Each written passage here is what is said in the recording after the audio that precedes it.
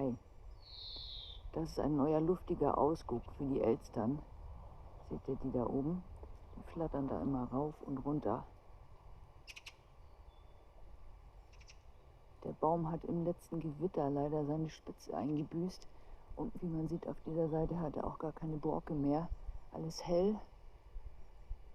Ja, möge der Baum gesund bleiben, dass er nicht irgendwie einen wegkriegt. Ja, die Eltern finden das im Moment jedenfalls ganz schön spannend da oben.